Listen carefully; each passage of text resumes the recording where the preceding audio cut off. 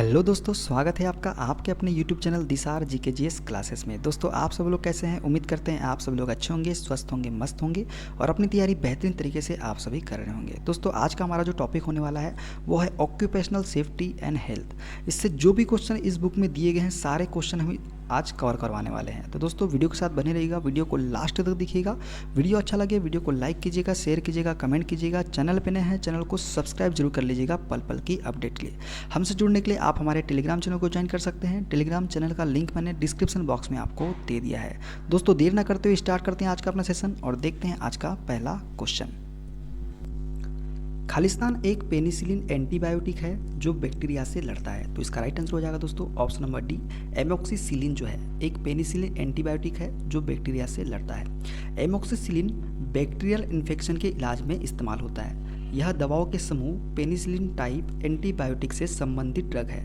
इस दवा का इस्तेमाल ब्रोंकाइटिस, निमोनिया और कान, नाक, गले, त्वचा या यूरिनरी ट्रैक्ट के इलाज में एमोक्सिसिलिन का उपयोग किया जाता है। देखते हैं नेक्स्ट क्वेश्चन। स्कॉटिश चिकित्सक डेनियल रदरफोर्ड ने 1772 में खालिस्तान की खोज की थी। तो दोस्तों, ये खोज की थी नाइट्रोजन की। स्कॉटिश चिकित्सक डेनियल रदरफोर्ड ने 1772 में नाइट्रोजन की खोज की थी। किसकी खोज की थी? नाइट्रोजन की खोज की थी। बात करें एक्स्ट्रा फैक्ट के बारे में तो स्कॉटिश चिकित्सक डेनियल रदरफोर्ड ने 1772 में नाइट्रोजन की खोज की थी। नाइट्रोजन का प्रतीक जो होता है वो N होता है और परमाणु संख्या जो होती है 7 होती है। ठीक है। ब्रह्मांड में 5वां सबसे प्रचुर तत्व नाइट्रोजन है। यह पृथ्वी की वायु का 78% हिस्सा है। हाइड्रोजन की बात करें तो हाइड्रोजन की खोज हेनरी कैवेंडिश ने की थी। क्लोरीन की खोज जो है कार्ल विलियम सीले ने की थी। हीलियम की खोज जो है दोस्तों पीरे जॉनसन और नॉर्मन लॉकर और विलियम रामसे ने जो है हीलियम की खोज की थी। देखते हैं नेक्स्ट क्वेश्चन। एंटीहिस्टामाइन दवाएं कुछ प्राथमिक चिकित्सा बॉक्सों में मौजूद होती है। इन दवाओं को कब लिया जाना चाहिए? तो दोस्तों, इसका राइट आंसर हो जाएगा ऑप्शन नंबर बी। परागज, ज्वर, हे फीवर और अन्य एलर्जी के लक्षणों को कम करने के लिए एंटीहिस्टामाइन दवाएं ली जाती है। ठीक है, बात देखते हैं नेक्स्ट क्वेश्चन।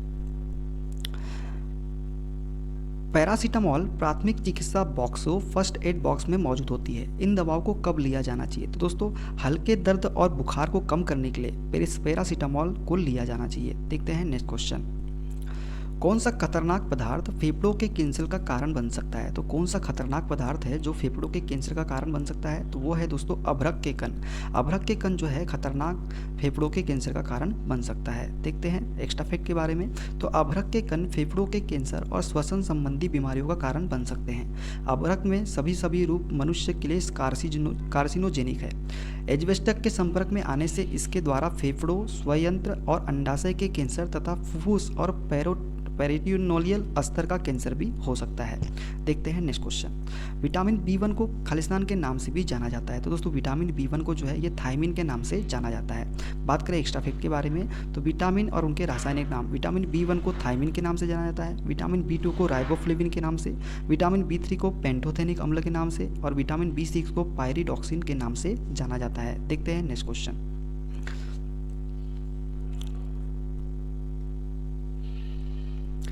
आइबुप्रोफेन प्राथमिक चिकित्सा फर्स्ट एड बॉक्स में मौजूद एक आम दवा है। आइबुप्रोफेन कब ली जाना चाहिए? तो दोस्तों, दर्द, बुखार और सूजन का इलाज करने के लिए आइबुप्रोफेन दवा ली जानी चाहिए। ठीक है, देखते हैं नेक्स्ट क्वेश्चन। रक्त के उचित स्कंदन क्लॉटिंग के लिए निम्नलिखित में से किस विटामिन की आवश्यकता होती है? तो दोस्तों, रक्त के उचित स्कंदन क्लॉटिंग के लिए जो विटामिन की आवश्यकता होती है वो होती है विटामिन के की आवश्यकता। ठीक है, बात करें एक्स्ट्रा फैक्ट के बारे में तो रक्त के उचित स्कंदन क्लॉटिंग के लिए विटामिन के की आवश्यकता होती है। इसकी कमी से शरीर पर चोट लगने से रक्त का थक्का नहीं बनता है, जिससे अधिक रक्त स्त्राव के कारण व्यक्ति की मृत्यु भी हो सकती है। विटामिन के का रासायनिक नाम फिलोक्विनोन है। क्या है? फिलोक्विनोन है विटामिन के का रासायनिक नाम। यह वसा में घुलनशील विटामिन होता है। इसका मुख्य स्रोत क्या क्या है? अंडा, यकृत उत्पाद, हरी पत्तेदार सब्जियां, टमाटर, गोभी, सोयाबीन इत्यादि जो है इसका मुख्य स्रोत है। देखते हैं नेक्स्ट क्वेश्चन। गर्दन को सीधा करने के लिए सिर को ऊपर उठाना खालिस्तान कहलाता है। तो गर्दन को सीधा करने के लिए सिर को ऊपर उठाना ये कहलाता है वक्षीय खिंचाव। क्या कहलाता है? वक्षीय खिंचाव। पेक्टोरल स्ट्रेच जो है खींच कहलाता है गर्दन को सीधा करने के लिए सिर को ऊपर उठाना। देखते हैं नेक्स्ट क्वेश्चन।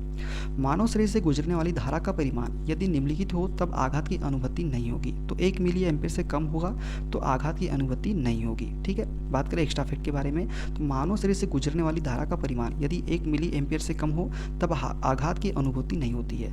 मानव शरीर का प्रतिरोध लगभग 1000 ओम होता है। देखते हैं नेक्स्ट क्वेश्चन। मानव शरीर पर बिजली के झटके का जोर निम्नलिखित पर निर्भर करता है। तो दोस्तों मानव शरीर पर बिजली के झटके का जोर जो है ये लाइन वोल्टेज पर निर्भर करता है। किस पर निर्भर करता है? लाइन वोल्टेज पर निर्भर करता है। देखते हैं नेक्स्ट क्वेश्चन। निम्न में से कौन सी हानियां हैं जो किसी व्यक्ति को बिजली के झटके लगने से हो सकती है? तो दोस्तों ये हो जाएगी ऑप्शन नंबर डी, उपयुक्त सभी। किसी अंग विशेष पर छाले पड़ जाना या मांस का जल जाना, हृदय गति रुकना और मृत्यु, श्वास में रुकावट और मूर्छा, ये सभी जो है किसी व्यक्ति को बिजली के झटके लगने से हो सकती है। देखते हैं नेक्स्ट क्वेश्चन। इलेक्ट्रिक फायर के मामले में निम्नलिखित का प्रयोग आग बुझाने के लिए किया जा सकता है। तो दोस्तों इलेक्ट्रिक फायर के मामले में जिसका उपयोग किया जाता है वो है सूखा बालू, ड्राई सैंड का उपयोग किया जाता है इलेक्ट्रिक फायर के मामले में आग बुझाने के लिए। ठीक है, बात करें एक्स्ट्रा फैक्ट के बारे में तो सूखा बालू, सीओटी टाइप एक्सटिंग्विशर एवं सीटीसी एक्सटिंग्विशर का प्रयोग इलेक्ट्रिक फायर से लगे आग को बुझाने के लिए किया जाता है। आग बुझाने के लिए प्रयोग किया जाता है सूखी बालू, CCl4, कार्बन टेट्राक्लोराइड, शुष्क CO2, फोम टाइप एक्सटिंग्विशर। ठीक है, देखते हैं नेक्स्ट क्वेश्चन।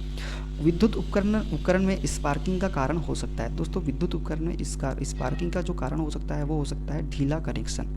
ढीला कनेक्शन जो है विद्युत उपकरण में स्पार्किंग का कारण हो सकता है। देखते हैं नेक्स्ट क्वेश्चन। सूचनात्मक चिन्ह का परिदृश्य रंग होता है। दोस्तों सूचनात्मक चिन्ह का जो परिदृश्य रंग होता है ये होता है हरा होता है। सूचनात्मक संकेत वर्गाकार के होते हैं जो हरे रंग की पृष्ठभूमि पर सफेद रंग की आकृति अथवा सफेद रंग की पृष्ठभूमि पर लाल रंग की आकृति द्वारा प्रदर्शित किया जाता है। किसे? सूचनात्मक संकेत को। देखते हैं नेक्स्ट क्वेश्चन। विद्युत से उत्पन्न आग के कारण इनमें से कौन से अग्निशामक प्रयोग नहीं किए जाने चाहिए? तो दोस्तों झाग प्रकार के अग्निशामक का प्रयोग नहीं किया जाना चाहिए विद्युत से उत्पन्न आग लगने होने की वजह से। देखते हैं नेक्स्ट क्वेश्चन। ISO का तात्पर्य है। तो दोस्तों इसका अर्थ है इंटरनेशनल स्टैंडर्ड ऑर्गेनाइजेशन। ISO का फुल फॉर्म क्या है? इंटरनेशनल स्टैंडर्ड ऑर्गेनाइजेशन इसका फुल फॉर्म है। देखते हैं नेक्स्ट क्वेश्चन। बिजली की आग को बुझाने के लिए निम्नलिखित में से किस किस्म के अग्निशामक का प्रयोग करना चाहिए? तो दोस्तों बिजली की आग को बुझाने के लिए जो है D वर्ग, यहाँ पे ऑप्शन गलत दिया है, D वर्ग की अग्नि का प्रयोग किया जाता है, D किस्म की। ठीक है, बात करें एक्स्ट्रा फिट के बारे में तो इसके अंतर्गत मोटर, जनरेटर, ट्रांसफार्मर आदि मशीनों की वाइंडिंग्स, डोमेस्टिक एवं power wiring, cables, wire insulation, control panel आदि में लगी हुई आग आती है। किसके अंतर्गत? D वर्ग के अंतर्गत, जो विद्युत के द्वारा उत्पन्न होती है। किसके द्वारा? विद्युत के द्वारा। इसे निम्न सामक युक्तियों द्वारा नियंत्रित किया जाता है। कौन कौन से? Carbon tetrachloride fire cylinder, carbon dioxide gas fire cylinder के द्वारा। देखते हैं नेक्स्ट क्वेश्चन। वर्कशॉप में भारी सामान उठाते समय अधिकतम भार शरीर के किस अंग पर होना चाहिए? तो दोस्तों ये होना चाहिए पैर पर, पैरों पर होना चाहिए अधिकतम भार। देखते हैं नेक्स्ट क्वेश्चन। विद्युत से उत्पन्न आग बुझाने के लिए निम्न में से कौन सा अग्निशामक यंत्र उपयुक्त है? तो विद्युत से उत्पन्न आग बुझाने के लिए जो अग्निशामक का प्रयोग किया जाता है वो है दोस्तों हैलोन अग्निशामक। किसका? हैलोन अग्निशामक का। निम्नलिखित के प्रयोग से बिजली के कारण लगी आग को बुझाया जा सकता है। तो यह है दोस्तों option number B, carbon tetrachloride अग्निशामक के द्वारा। देखते हैं नेक्स्ट क्वेश्चन।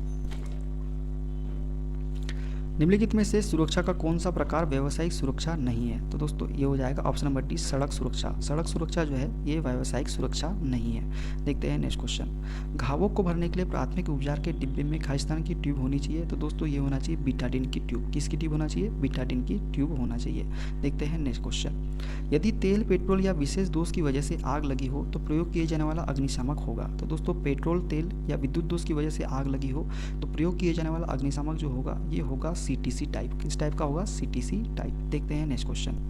दिया हुआ चित्र निम्नलिखित में से किसका चिन्ह है? तो दोस्तों ये है विद्युत झटके के खतरे का सिंबल है। कौन सा? ये वाला। देखते हैं नेक्स्ट क्वेश्चन। CO2 अग्निशामक निम्नलिखित में से किन प्रकार की अग्नि को बुझाने के काम आता है? तो दोस्तों CO2 अग्निशामक जो है ये वर्ग B और D प्रकार की अग्नि को बुझाने के काम आता है। कौन सा? CO2 अग्निशामक। देखते हैं नेक्स्ट क्वेश्चन। किस तरह का अग्निशामक इलेक्ट्रिकल अग्नि को समन करने योग्य है? तो दोस्तों ये हो जाएगा option number B, carbon dioxide अग्निशामक जो है इलेक्ट्रिकल अग्नि को समन करने योग्य है। बात करें नेक्स्ट क्वेश्चन की तो वाटर ब्रेक परीक्षण को खालिस्तान में उपयोग किया जाता है। तो दोस्तों वाटर ब्रेक परीक्षण को जो है ये उपयोग किया जाता है सतह की सफाई की जांच की जाए। सतह की सफाई की जांच के लिए उपयोग किया जाता है वाटर ब्रेक परीक्षण का। देखते हैं नेक्स्ट क्वेश्चन।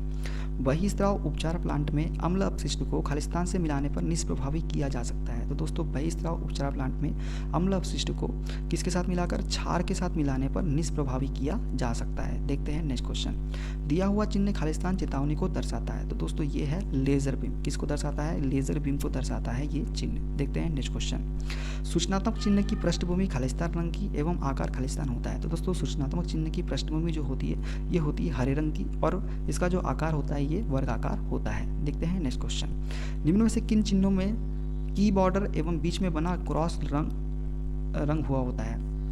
मतलब एक की बॉर्डर एवं बीच में बना क्रॉस लाल रंग हुआ होता है, तो ये होता है दोस्तों निषेधात्मक चिन्ह में। निषेधात्मक चिन्ह में जो है की बॉर्डर एवं बीच में बना क्रॉस लाल रंग होता है। देखते हैं नेक्स्ट क्वेश्चन। बात करें एक्स्ट्रा फैक्ट के बारे में दोस्तों, तो निषेधात्मक चिन्ह की पृष्ठभूमि सफेद रंग की होती है। कैसे रंग की होती है? सफेद रंग की होती है, ये आपको याद रखना है। देखते हैं नेक्स्ट क्वेश्चन। विद्युत झटके के पश्चात कृत्रिम श्वास क्रिया की निम्न में से किस विधि में रोगी को छाती के बल जमीन पर लिटाया जाता है? तो दोस्तों ये विधि है सैफर विधि। सैफर विधि में क्या होता है दोस्तों? विद्युत झटके के पश्चात कृत्रिम श्वास की सैफर विधि में रोगी को छाती के बल जमीन पर लिटाया जाता है। किसके बल? छाती के बल, सैफर विधि में। और सिल्वेस्टर विधि में पीठ के बल। ठीक है, देखते हैं नेक्स्ट क्वेश्चन। लाल रंग का बॉर्डर तथा लाल रंग की क्रॉस पट्टी किस प्रकार के सुरक्षा संकेत में बनाई जाती है? तो दोस्तों लाल रंग का बॉर्डर तथा लाल रंग की क्रॉस पट्टी जो है ये निषेधात्मक सुरक्षा संकेत में बनाई जाती है। ठीक है, निषेधात्मक संकेत वृत्त के आकार के होते हैं। किस आकार के होते हैं? वृत्त आकार के। ये संकेत लाल रंग के बॉर्डर तथा क्रॉस बार और सफ़ेद बैकग्राउंड पर काली आकृति द्वारा बनाए जाते हैं। इनके द्वारा विशेष प्रकार के कार्य को मना किया जाता है। देखते हैं नेक्स्ट क्वेश्चन। विद्युत तारों में लगी आग को बुझाने के लिए प्रयोग किया जाने वाला अग्निशामक यंत्र है। तो दोस्तों विद्युत तारों में लगी आग को बुझाने के लिए प्रयोग किया जाने वाला अग्निशामक यंत्र जो है यह है कार्बन टेट्रा क्लोराइड युक्त यंत्र। कौन सा? कार्बन टेट्रा क्लोराइड युक्त यंत्र जो है विद्युत तारों में लगी आग को बुझाने के लिए प्रयोग किया जाने वाला अग्निशामक यंत्र है। देखते हैं नेक्स्ट क्वेश्चन। कृत्रिम श्वास क्रिया की सरलतम विधि है। तो दोस्तों ये है ऑप्शन नंबर सी, मुंह से मुंह में श्वास देना। कृत्रिम श्वास क्रिया की सरलतम विधि जो है ये मुंह से मुंह में श्वास देना है।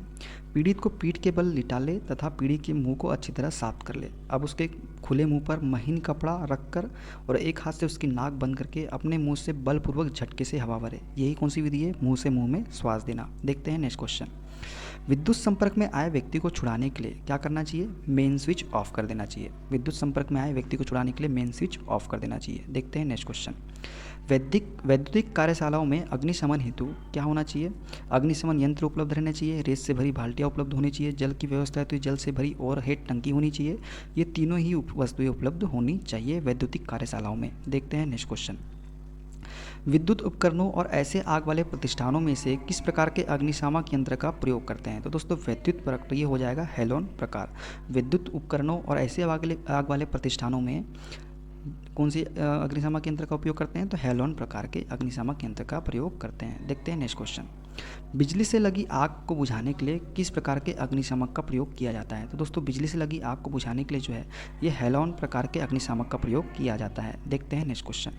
सांप द्वारा काटने पर प्रथम चिकित्सा है। क्या है प्रथम चिकित्सा? ये है दोस्तों घाव पर कपड़ा बांधना तथा खून बाहर आने देने के लिए घाव को काटना। देखते हैं नेक्स्ट क्वेश्चन। यदि एक मरीज मुंह से श्वसन प्रक्रिया सही ना करे तो प्राथमिक उपचार को निम्नानुसार करना चाहिए। तो दोस्तों यदि एक मरीज मुंह से श्वसन प्रक्रिया सही ना करे तो प्राथमिक उपचार यह है तुरंत चिकित्सा सहायता ढूंढे। क्या करना चाहिए? तुरंत चिकित्सा सहायता हमें ढूंढनी चाहिए। देखते हैं नेक्स्ट क्वेश्चन। सिर की सुरक्षा के लिए खालिस्तान उपयोग करते हैं। दोस्तों सिर की सुरक्षा के लिए हार्ड हेड्स, हेलमेट, कैप्स इन सभी का उपयोग नहीं करते, जिसमें हम करते हैं उपयोग सिर्फ ए और बी, मतलब हार्ड हेड्स और हेलमेट्स का हम उपयोग करते हैं सिर की सुरक्षा के लिए। देखते हैं नेक्स्ट क्वेश्चन। पैरों की सुरक्षा के लिए पहनते हैं। दोस्तों पैरों की सुरक्षा के लिए हम लोग जो बोलते हैं वो पहनते हैं लेदर शू। पैरों की सुरक्षा के लिए वर्कशॉप में कार्य करते समय लेदर शूज़ पहनना चाहिए, जिससे पैरों से चुभने से बचाता है। आँखों की सुरक्षा के लिए खालिस्तान प्रयोग करते हैं दोस्तों, तो ये करते हैं हम लोग क्या? उपरोक्त सभी गॉगल्स, ग्लासेस, फेस शील्ड इन सभी का उपयोग किया जाता है आँखों की सुरक्षा के लिए। शरीर की सुरक्षा के लिए प्रयोग करते हैं दोस्तों, शरीर की सुरक्षा के लिए हम लोग क्या करते हैं? उपयोग सभी का उपयोग करते हैं। ओवरऑल, ग्लव्स, एप्रोन इन सभी का उपयोग करते हैं शरीर की सुरक्षा के लिए। ग्राउंडिंग करते समय हमेशा क्या होना चाहिए? ग्राउंडिंग करते समय हमेशा व्हील की साइड में खड़े होने चाहिए। क्या होना चाहिए? व्हील की साइड में हमें खड़े होना चाहिए ग्राइंडिंग करते समय। इनमें से क्या एक हस्त पुस्तिका में संहित नहीं होता है? तो दोस्तों हस्त पुस्तिका में संहित नहीं होता है वो है कारखाना कानून। कारखाना कानून जो होता है ये हस्त पुस्तिका में संहित नहीं होता है। स्तंभों का मिलान करें और इसका सही आपको आंसर बताना है। तो दोस्तों स्तंभों का मिलान करना है और आपको सही आंसर जो है बताना है। तो दोस्तों देखिए जो पहला दिया है वर्ग ए आग। वर्ग एक आग क्या होती है दोस्तों? लकड़ी से लगी आग जो है वर्ग ए आग। वर्ग बी आग कौन सी होती है दोस्तों? वर्ग बी आग जो होती है ये होती है जो ज्वलनशील द्रव होते हैं ये वर्ग बी आग के अंतर्गत आते हैं। वर्ग सी की बात करें दोस्तों तो वर्ग सी की जो आग होती है ये गैस व द्रवीकृत गैस वाली जो आग होती है ये वर्ग सी में आती है। वर्ग डी की बात करें दोस्तों तो मेटल्स या धातुओं के द्वारा जो आग लगती है ये वर्ग डी के अंतर्गत आती है। देख तो इसका राइट आंसर हो जाएगा ऑप्शन नंबर ए वाला। ठीक है, देखते हैं नेक्स्ट क्वेश्चन। वह विद्युत धारा की वह परिसीमा जो उस हृदय स्थिति को उत्पन्न करती है जो तत्काल मृत्यु का कारण बनती है वो है क्या दोस्तों? ऑप्शन नंबर बी 50 से 100 मिली एम्पियर।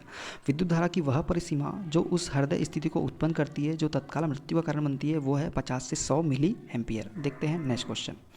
कारखाना कानून 1948 भाग 23 के अनुसार कौन सी मशीन एक खतरनाक मशीन नहीं है? तो दोस्तों इसका राइट आंसर हो जाएगा ग्राइंडिंग मशीन। ग्राइंडिंग मशीन जो है एक खतरनाक मशीन नहीं है। वृत्ताकार आरी, धातु व्यवसाय में प्रयुक्त मिलिंग मशीन, द्रव चालित दावक के अतिरिक्त अन्य शक्ति दावक ये जो है खतरनाक मशीन है, जबकि ग्राइंडिंग मशीन जो है ये खतरनाक मशीन नहीं है। देखते हैं नेक्स्ट क्वेश्चन। क्लास ए टाइप के अग्नि के लिए ईंधन क्या है? तो दोस्तों क्लास ए टाइप के लिए अग्नि के लिए ईंधन जो होता है ये होता है काष्ठ, कपड़ा और कागज। क्या होता है? काष्ठ, कपड़ा और कागज। वर्ग ए में जो होता है दोस्तों ये कागज, लकड़ी, प्लास्टिक आदि आते हैं। वर्ग बी में तेल, पेट्रोल आदि आते हैं। वर्ग सी में प्रोपेन, ब्यूटेन, मीथेन आदि रुक के ज्वलनशील गैस होती है। और टाइप डी में जो होती है धातुएं, एल्युमिनियम, मैग्नीशियम, टाइटेनियम तथा बिजली की आग जो है वर्ग डी के अंतर्गत आती है। देखते हैं नेक्स्ट क्वेश्चन। क्लास ए अग्नि के लिए शामकों के प्रकार है। तो दोस्तों क्लास ए के लिए बता पूछा है उसने, यहाँ तो दिया नहीं है, लेकिन क्लास ए फायर के लिए अग्निशामक जो होते हैं ये कौन से होते हैं? जल पूरित शामक, मतलब वाटर का उपयोग किया जाता है क्लास ए प्रकार के अग्नि के लिए। देखते हैं नेक्स्ट क्वेश्चन। विद्युतीय कार्य करते समय सुरक्षा मानक के रूप में कौन से सूचना पट का प्रयोग किया जाना चाहिए? तो दोस्तों विद्युतीय कार्य करते समय सुरक्षा मानक के रूप में ये किया जाना चाहिए अत्यधिक खतरनाक पट का प्रयोग किया जाना चाहिए। क्या करना चाहिए? अत्यधिक खतरनाक सूचना पट का प्रयोग करते हैं। देखते हैं नेक्स्ट क्वेश्चन। क्लास ए अग्नि में अग्नि का कारण जो होता है ये होता है काष्ठ। काष्ठ या वुड जो लकड़ी होती है क्लास ए अग्नि के अंतर्गत आती है। बात करें एक्स्ट्रा फैक्ट के बारे में तो दोस्तों एक्स्ट्रा फैक्ट क्या हो जाएगा? अभी हमने आपको बताया क्लास ए लकड़ी, कागज, पत्ते जो है। बी में ज्वलनशील तरल पदार्थ, पेट्रोल, डीजल आदि होता है। सी में प्रोपेन, ब्यूटेन, मीथेन आदि होते हैं गैसेस। डी में मैग्नीशियम, टाइटेनियम धातु की ज्वाला तथा बिजली की आग जो है डी के अंतर्गत आती है। देखते हैं नेक्स्ट क्वेश्चन। फैक्ट्री एक्ट 1948 में वर्णित सप्ताह की व्याख्या के अनुसार यह 7 दिनों की अवधि है जो निम्न की मध्य रात्रि से प्रारंभ होती है। तो दोस्तों ये होती है सोमवार की, मंडे की मध्य रात्रि से प्रारंभ होती है वर्णित सप्ताह की व्याख्या के अनुसार। ठीक है, जो 7 दिन की अवधि होती है। देखते हैं नेक्स्ट क्वेश्चन। निम्न में से कौन दुर्घटना की रोकथाम में सहायक है? तो दोस्तों दुर्घटना की रोकथाम में सहायक जो होता है ये स्वचालित सुरक्षा गार्ड भी होता है, इंटरलॉक सुरक्षा गार्ड भी होता है, ट्रिप सुरक्षा गार्ड भी होता है। उपरोक्त सभी जो है ये दुर्घटना की रोकथाम में सहायक है। देखते हैं नेक्स्ट क्वेश्चन। निम्न में से कौन औद्योगिक खतरे एवं दुर्घटना के कारण बनते हैं? दोस्तों औद्योगिक खतरे एवं दुर्घटना के कारण जो बनते हैं शोर व कंपन, खराब लाइट व खराब वायु आवागमन, उष्मा तथा आर्द्रता, ये सभी जो है औद्योगिक खतरे एवं दुर्घटना के कारण बनते हैं। देखते हैं नेक्स्ट क्वेश्चन। भारतीय बॉयलर अधिनियम 1923 लागू होता है। किस पर लागू होता है? 100 लीटर से अधिक क्षमता के बॉयलर पर लागू होता है भारतीय बॉयलर अधिनियम 1923। देखते हैं नेक्स्ट क्वेश्चन। निम्न में से कौन सी युक्ति सुरक्षा को प्रोत्साहित करने के लिए प्रयोग की जाती है? तो दोस्तों सुरक्षा को प्रोत्साहित करने के लिए जो युक्ति प्रयोग की जाती है वो है कौन सी? ऑप्शन नंबर बी प्रचार वाक्यों को लिखना। प्रचार वाक्यों को लिखना जो है सुरक्षा को प्रोत्साहित करने के लिए प्रयोग की जाती है। ठीक है, देखते हैं नेक्स्ट क्वेश्चन। यदि दक्षतापूर्ण प्रक्रिया द्वारा किसी उत्पाद को पर्यावरणीय रूप से निरोधक बनाया जाए तो निम्न में से कौन सा सही है? तो सही हो जाएगा दोस्तों, फिर वह लाभदायक हो सकता है, ये सही हो जाएगा। देखते हैं नेक्स्ट क्वेश्चन। आग को निम्न में से कितने वर्ग में रखा जाता है? तो दोस्तों आग की 4 श्रेणियां हैं। कौन कौन सी? ए, बी, सी, डी और डी। तो 4 श्रेणियों में रखा जाता है आगों को। देखते हैं नेक्स्ट क्वेश्चन। वर्ग ए में खालिस्तान से लगी आग होती है तो लकड़ी और कागज से लगी आग वर्ग ए के अंतर्गत आती है। वर्ग बी में खालिस्तान से लगी आग होती है दोस्तों तो तरल पदार्थों के द्वारा लगी आग वर्ग बी में आती है। देखते हैं क्वेश्चन। वर्ग डी में खालिस्तान आग होती है दोस्तों तो ये होती है विद्युत के द्वारा लगी आग जो होती है वर्ग डी में आती है।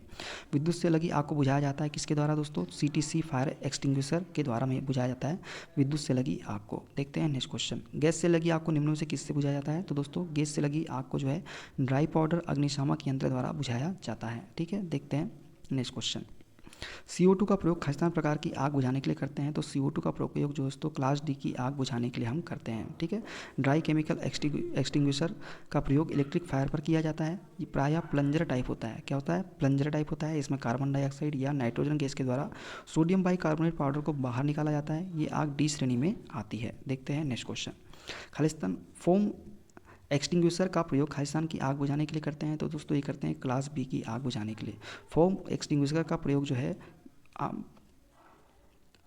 आयल फायर को बुझाने के लिए किया जाता है। यह आग वर्ग बी में आती है। देखते हैं नेक्स्ट क्वेश्चन। इसके अंदर कौन सा घोल होता है दोस्तों? तो इसमें सोडियम बाइकार्बोनेट का घोल और अंदरूनी कनेक्टर में एल्यूमिनियम सल्फेट का घोल होता है। ये भी आपको याद रखना है। देखते हैं next question. Soda acid extinguisher का प्रयोग खालिस्तान प्रकार की आग बुझाने के लिए करते हैं। तो दोस्तों ये करते हैं हम क्लास ए की आग बुझाने के लिए। सोडा एसिड एक्सटिंग्विशर का प्रयोग जो है वर्ग ए की आग बुझाने के लिए हम प्रयोग करते हैं। देखते हैं नेक्स्ट क्वेश्चन। वर्कशॉप में आग लगने पर क्या करना चाहिए? दोस्तों वर्कशॉप में आग लगने पर बिजली का मेन स्विच तुरंत बंद कर देना चाहिए। देखते हैं नेक्स्ट क्वेश्चन। यदि कार्यस्थल पर बिजली जाने से अंधेरा हो जाए तो खालिस्तान करना चाहिए। तो दोस्तों भगदड़ नहीं बचाना चाहिए, वैकल्पिक रोशनी का प्रबंध करना चाहिए, बाहर निकलना हो तो सीढ़ी का प्रयोग करना चाहिए और उपरोक्त सभी का उपयोग हमको करना चाहिए। देखते हैं नेक्स्ट क्वेश्चन। हैमर प्रयोग करते समय नज़र खालिस्तान पर रखनी चाहिए। तो दोस्तों हैमर प्रयोग करते समय नज़र जो है जॉब पर रखनी चाहिए। किस पर? जॉब पर रखनी चाहिए। देखते हैं नेक्स्ट क्वेश्चन। सांस से संबंधित सुरक्षा के लिए खालिस्तान प्रयोग करते हैं। तो दोस्तों हम करते हैं फिल्टर रेस्पिरेटर का प्रयोग करते हैं सांस से संबंधित सुरक्षा के लिए। निम्न में से कौन सा कारण दुर्घटना का कारण नहीं है? तो दोस्तों ये है ऑप्शन नंबर सी, सुरक्षा का आदर। सुरक्षा का आदर जो है दुर्घटना का कारण नहीं है। तेलीय पदार्थों की आग बुझाने हेतु अग्निशामक प्रयोग होता है। तो दोस्तों ये होता है फोम प्रकार। फोम प्रकार का उपयोग जो किया है तेलीय पदार्थ की आग बुझाने हेतु किया जाता है। विद्युत आग बुझाने के लिए कौन सा अग्निशामक प्रयोग करेंगे? तो दोस्तों विद्युत आग बुझाने के लिए हम लोग से प्रयोग करेंगे CTC का। किसका? CTC का प्रयोग हम करेंगे। देखते हैं नेक्स्ट क्वेश्चन। फोम टाइम अग्निशामक में कौन से रसायन प्रयोग होते हैं? तो अभी हमने आपको बताया था Na2CO3 और Al2SO4।